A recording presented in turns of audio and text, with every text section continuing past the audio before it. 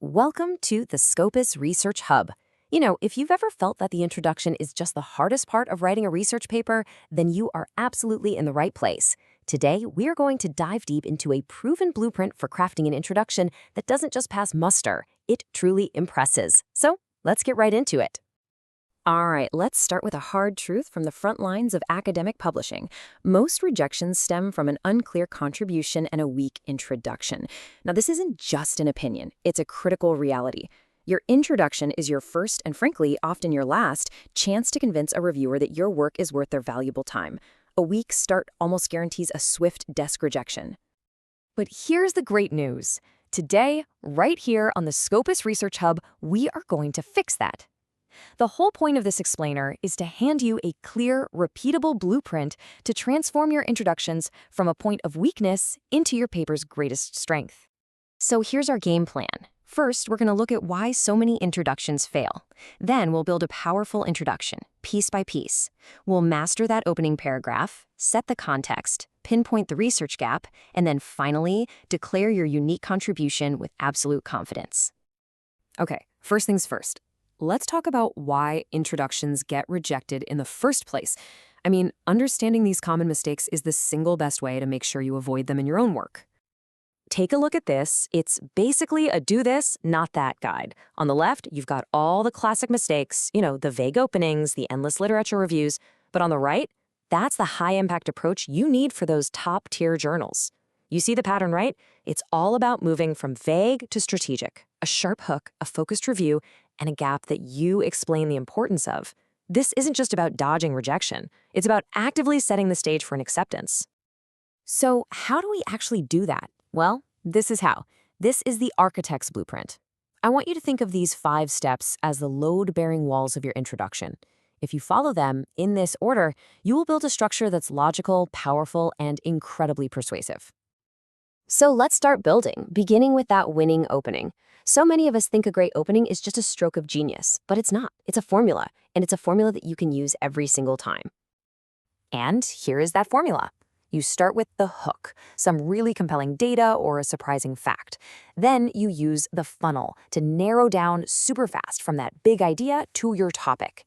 Next, you identify a manageable, solvable problem. And you finish with the justification. Why does this need to be researched right now?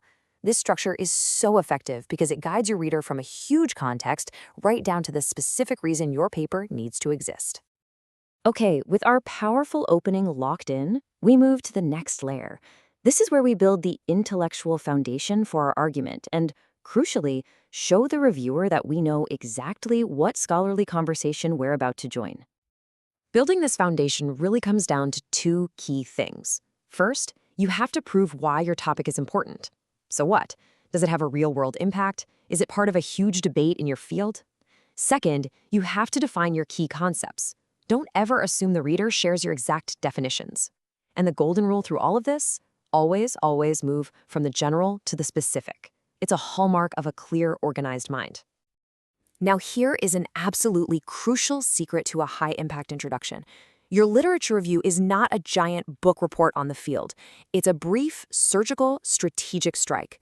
We're talking 1 to 3 short paragraphs, that's it. Focus on just 2 or 3 key themes, cluster your citations to show you've done the reading, and make sure the whole thing serves one purpose, to build a clear, obvious bridge that leads directly to your research gap. And that bridge we just built, it leads us right here to what is, without a doubt, the absolute heart of your introduction. Pinpointing the research gap isn't just another step. It's the entire reason your paper gets to exist. This is the question. This is the question your entire introduction has been leading up to. After you've set the stage and reviewed the key literature, you must be able to ask and answer this simple question with incredible precision. So, what is missing from the conversation? Now, what's missing can come in a few different flavors. Maybe there's just the lack of research on a topic. Or maybe there's a flat-out contradiction in the findings. Perhaps there's a bias in the methods everyone is using. And here's a real power tip. The most persuasive papers often combine these gap types. For instance, you could argue that a methodological bias has led to all of those contradictory findings. Now, that is a powerful argument. I want to pause on this term for a second. Raison d'être. It's French, of course, for reason for being. And I'm not using this for dramatic effect. This is literally what your research gap is. It is your paper's entire justification for existing. If the gap is weak or unclear, the whole project just falls apart. You have to make it sharp, specific, and absolutely undeniable. And now, we've arrived at the finale, the payoff. After you've hooked the reader, built the context, and defined that undeniable gap, it is time for the final mic drop moment, the part that leaves the reviewer thinking, okay, I have to read this paper. Your execution here has got to be flawless. Your research aim, it should be a single, crisp, completely unambiguous sentence. The aim of this paper is to. That's it. If your method is brand new or really complex, short, add a one-line preview. Same goes for your scope. Only mention it here if it's essential to answering the research question. Clarity is everything here. And please, lean in for this one because this is probably the most important structural secret we'll cover today. The very last thing the reviewer reads in your introduction should be a clear, confident statement of your paper's contribution. Is it theoretical, methodological, practical? Spelling this out right at the end is an incredibly powerful move because it frames how they read the entire rest of your manuscript. Before we recap, let me give you a really practical piece of insider knowledge. People always ask, what's the perfect length? Well, you're aiming for somewhere between 600 and 1,000 words. That usually works out to about 10 to 15% of your total paper. It's a great target to keep in mind, just to make sure you're being both concise and comprehensive. Okay, so let's bring this all home. I know the 5-step blueprint can feel like a lot, so if you remember nothing else, just remember it like this, as 3 simple layers. Layer 1, the big picture and the problem. Layer 2, what other people have already tried to do. And layer 3, this is all about your work, what you are going to do, how you'll do it, why it matters, and the unique contribution you're making. That's it. Simple, logical, and incredibly powerful. Stay tuned. In the coming days, we'll be releasing more short videos packed with insider secrets and hidden tips on how to prepare your research for publication in Scopus indexed journals.